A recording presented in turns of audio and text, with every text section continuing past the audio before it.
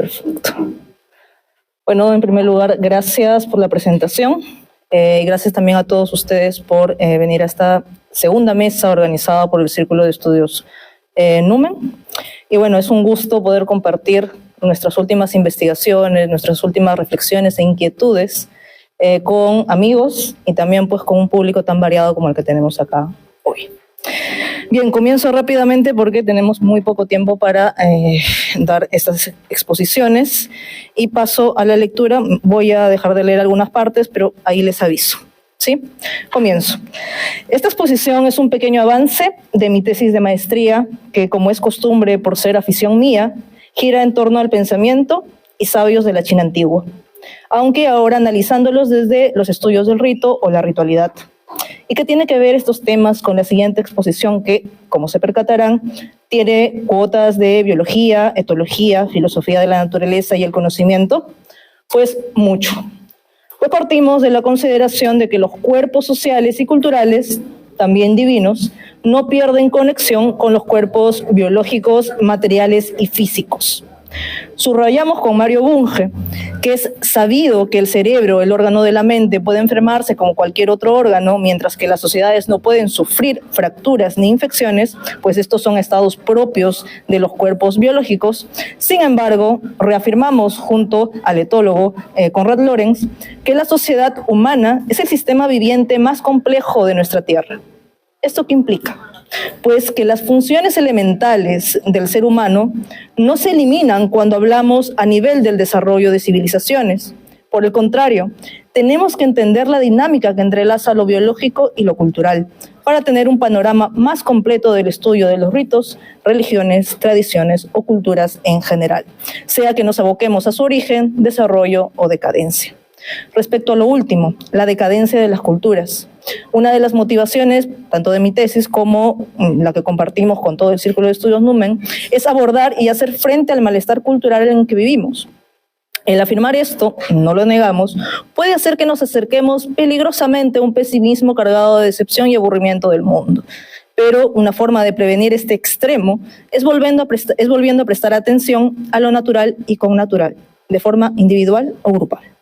Así nos acercamos a lo real en sus múltiples aspectos, la physis tal y como lo entendieron los griegos antiguos y al que trataron de volver a su modo Diógenes y Epicuro, los cuales se pudieron haber decepcionado de su cultura, pero nunca del mundo natural ni divino con natural. Posición semejante a dos chinos de la antigüedad, Xuanzi y Confucio, que aún con diferencias notables en cuanto a, porque pertenecen a otra cultura, podemos acoplarlos aún así en la admiración conjunta de lo natural como vía de salvación. Con esta introducción del porqué de esta ponencia, ahora pues me corresponde desarrollar lo que entiendo como vida, lo humano, su integración y desintegración. Primer apartado, la vida como conocimiento y conservación de la unidad en lo variable. Me salto el primer párrafo y continúo. Los seres vivos somos lo improbable hecho realidad y una realidad que se mantiene en un mar de improbabilidades. Si hay una necesidad que se mantiene en el azar, ese es todo ser vivo. ¿Cómo y en qué momento pasamos de lo no vivo a lo vivo? No se sabe, aún no, dicen muchos. Tampoco saben exactamente cuándo y cómo pasamos de ser animales a ser seres humanos. Aún no, pero estamos cerca, dicen otros. Bueno, dejemos que el ser humano siga hurgando en los restos materiales de estas dos transiciones. Tal vez haya algo. Sin embargo, lo que no encontrará son evidencias de cómo cuerpo y alma se unen e interactúan dentro de un cuerpo vivo, pues ello implica partir de un presupuesto dualista, la división cuerpo-alma, un postulado que puede funcionar en muchos sistemas metafísicos, culturales y científicos, pero que dentro de la realidad de lo vivo no podemos adscribir, y por ende aquí no nos corresponde continuar con los problemas que atañen, aunque sí creemos pertinente sentenciar junto a Lorenz lo siguiente. Aún dando, por supuesto, el acrecimiento utópico de nuestros conocimientos, tampoco nos acercaríamos a la solución del problema cuerpo-alma. El código particular del vivir no es explicable básicamente con las leyes físico-químicas, ni con la organización neurofisiológica, aunque su estructura sea compleja.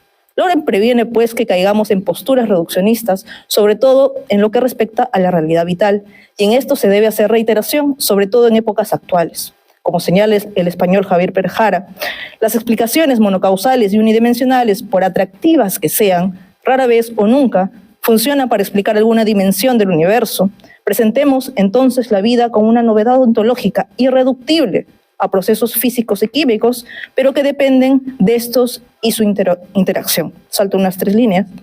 Por otro lado, la vida es una novedad cualitativa inmersa en procesos causales de todo tipo, y es un proceso causal en sí misma. Ya decían los biólogos chilenos Maturana y Varela que somos seres autopoéticos. Lo vivo continuamente especifica y produce su propia organización a través de la producción de sus componentes, bajo condiciones de continua perturbación y compensación de estas perturbaciones, producción de componentes.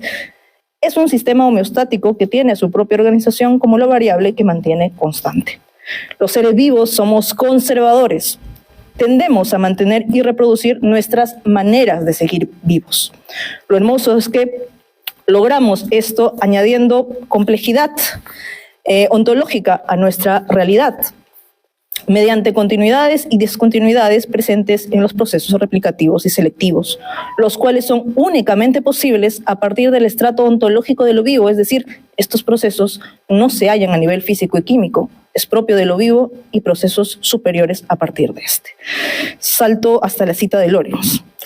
Lorenz nos dice que uno se aproxima mucho más a la realidad del gran devenir de la naturaleza orgánica cuando dice esto: la vida dirige con suma actividad una empresa que persigue simultáneamente la ganancia de un capital energético y un acervo de saber, por cuya razón la posesión de uno promueve la adquisición de otro.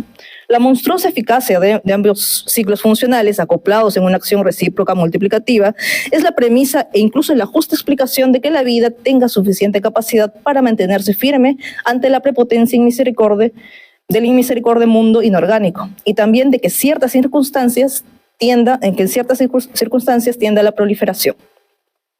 Tanto la continuidad hereditaria, que por supuesto también incluye discontinuidades, y la variación genética, o según Maturana y Varela, la conservación de la identidad y el origen de la variación en el modo como se conserva dicha identidad, autonomía y diversidad.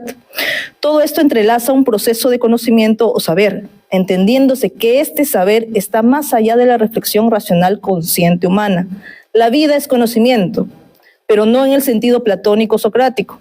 Sostenemos, junto a Maturana y Varela, que el hecho de vivir, de conservar ininterrumpidamente el acoplamiento estructural como ser vivo, es conocer en el ámbito de existir. Aforísticamente, vivir es conocer, vivir es acción efectiva en el existir como ser vivo. La adquisición de saber o representación del mundo no implica en muchos casos la generación de un modelo del mundo. Se asemeja más al troquelado de un objeto plástico. Tanto Maturana y Varela como Lorenz, cuando se refieren al conocimiento o saber, se remiten al término pattern.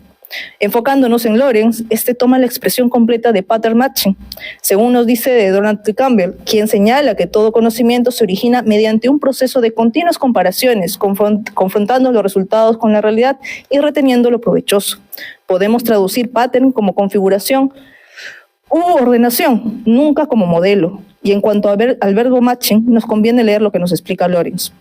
Él dice, en una confrontación comparativa e incluso mensuradora, cuyo evidente significado secundario es que semejante comparación sirve para comprobar y hacer resaltar las diferencias, tales como puedan darse en cualquier competición, por ejemplo, un match entre equipos de fútbol o 2 boxeadores. Nótese que en el match no hay elementos pasivos sino interacción. El ser vivo y lo que está fuera de él van influyéndose mutuamente y generando un medio de intercambio continuo que produce determinaciones. Cada encuentro y subsiguiente determinación será llamado acoplamiento estructural por Maturana y Varela. Y aquí más o menos recuerdo también la exposición del martes, donde se nos expuso a Epicuro, donde justamente uno de nuestros compañeros mencionaba esto que Epicuro llama simulacros.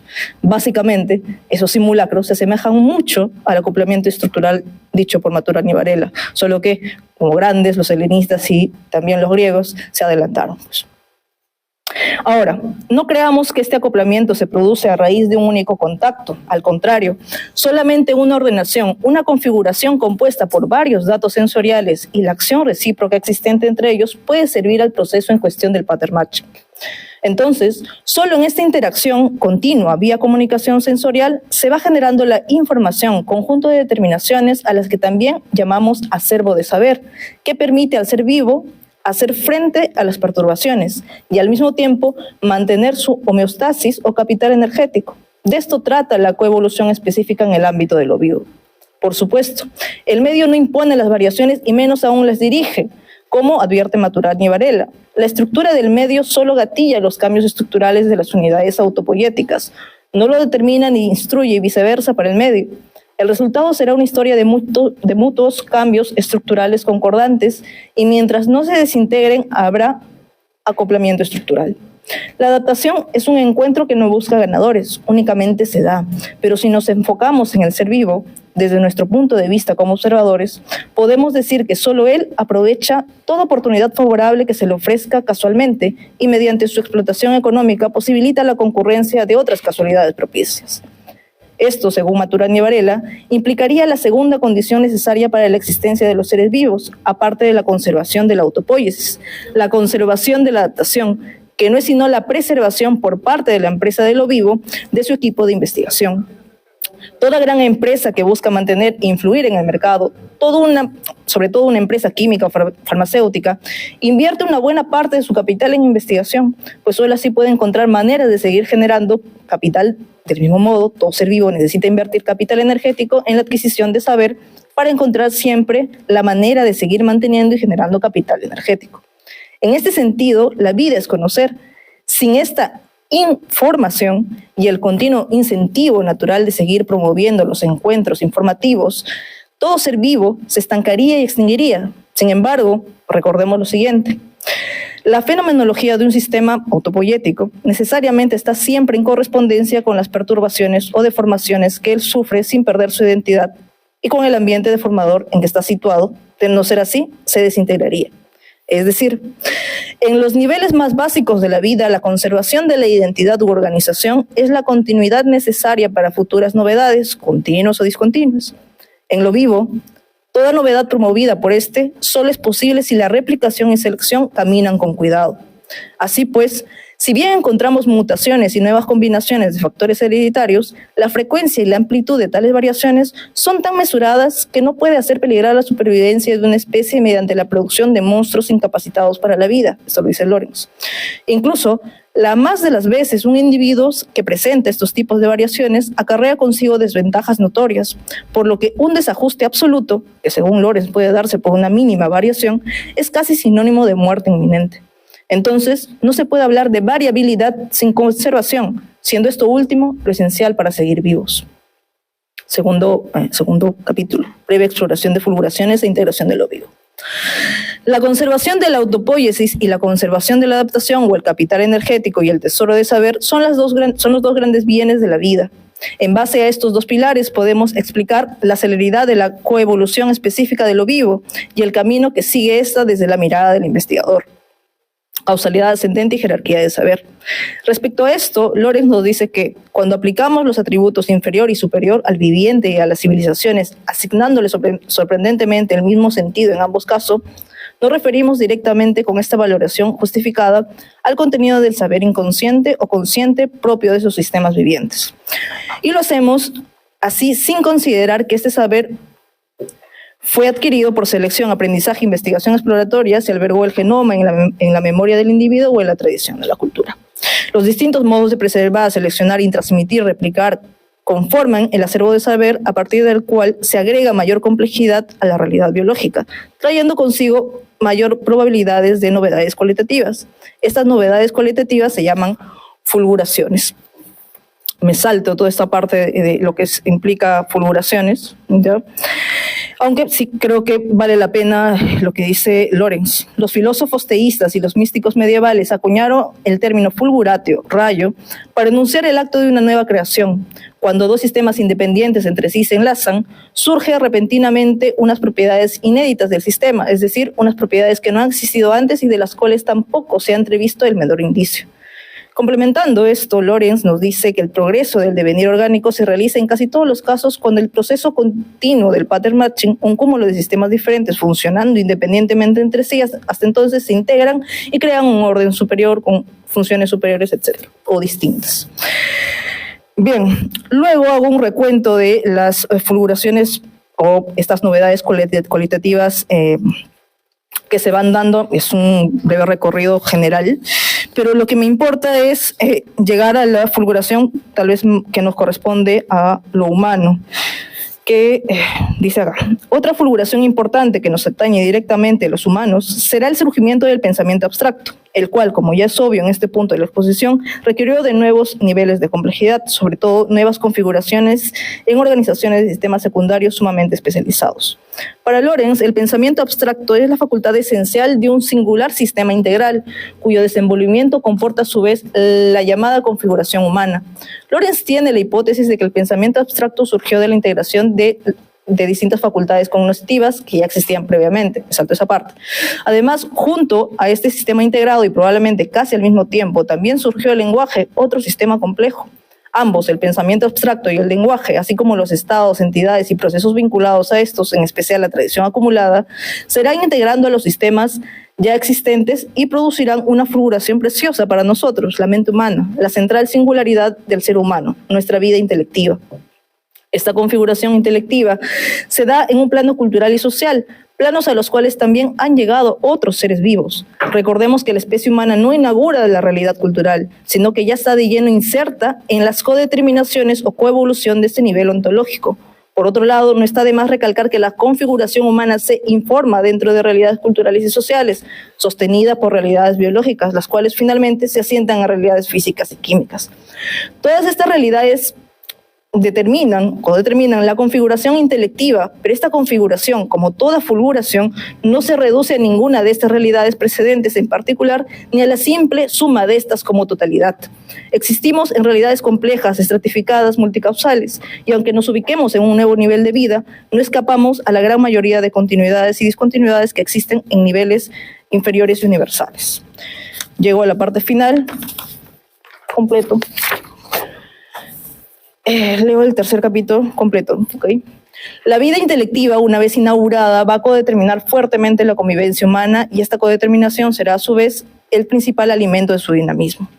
Lorenz detalla que la rápida propagación del saber, la asimilación de los criterios formulados por todos los miembros de la sociedad y principalmente la consolidación tradicional de ciertas actitudes normativas sociales y éticas crearon una nueva especie de comunidad de individuos, un sistema viviente jamás conocido cuya propiedad sistemática y constitutiva fue precisamente ese nuevo tipo de vida que nosotros denominamos vida intelectiva. Dentro de este acontecimiento supraindividual, la tradición o cultura humana es la que orienta el aprendizaje de cada ser humano, sus métodos y contenidos, pero sobre todo configurará sus límites. ¿Qué tan importante es esto? Las normas ritualizadas del comportamiento social que nos han transmitido la tradición de nuestra civilización representan un complejo esqueleto sustentador de la sociedad humana, sin el cual no puede subsistir una civilización. Al igual que todos los elementos del esqueleto, la civilización cumple su función sustentadora haciendo pagar un alto precio, a saber, se necesitan siempre excluir ciertos grados de libertad. Salto después. Manejar altos niveles de complejidad requiere que tengamos un proceso de regulación de continuidades y discontinuidades con un refinamiento tal que, como sucede a nivel genético, no permita que nos abandonemos a novedades radicales que más de las veces conllevan la destrucción del organismo, sino que permita la variedad resguardando la unidad. Las fulguraciones en el plano de lo vivo, si bien pueden tener cuotas de azar, solo se dan en la integración de sistemas organizados con estructuras estables. Y es significativo que en el desarrollo coevolutivo cada escalón de autonomía haya significado el abandonar propiedades o facultades, así como aumentar el nivel de especialización de algunos subsistemas, excluir ciertos grados de libertad. En el camino evolutivo nunca nada fue un ganar-ganar. Ahora bien, a nivel cultural, hacerse ser humano es la fulguración de una tradición acumulable. Por ende, es necesario prestar mucha atención a los elementos que mantienen estable este sistema para que su dinámica siga un rumbo adecuado y no vaya en contra de la integridad del organismo. Nuestra especie, dice Lorenz, tiene, creo yo, un mecanismo incorporado cuya acción preservadora consiste en posibilitar cambios culturales de la estructura sin hacer peligrar toda la información contenida en la tradición de la civilización. De aquí la particular preocupación por investigar los ritos y las normas del comportamiento heredadas por tradición, los cuales hay que tomar como elementos necesarios para el sano desarrollo humano, como preservadores de su integridad y regulación, y no esencialmente como rémoras de su avance, aunque esto es sumamente complejo, pues en nuestro desarrollo cultural hemos iniciado caminos que han llevado al hombre a huir de su propia naturaleza y han hecho que la mente se convierta en adversaria del alma. Hemos agregado grandes cuotas de desequilibrio a nuestro sistema integrado y a esto le hemos sumado una creencia errónea de sentirnos superiores por desechar culturas antiguas, normas de conductas tradicionales, ritos y hoy en día hasta la realidad y las determinaciones biológicas. Es decir, hemos puesto en marcha un proyecto amordazador e incapacitador de nuestra apreciación de valores, siendo este el proceso cognitivo más complejo e integral de todos. ¿Qué pasaría si la célula decide no informarse más? Solo la suerte hará que se mantenga con vida. ¿Qué pasaría si la célula decide no continuar con la organización que tiene? Se desintegra y muere.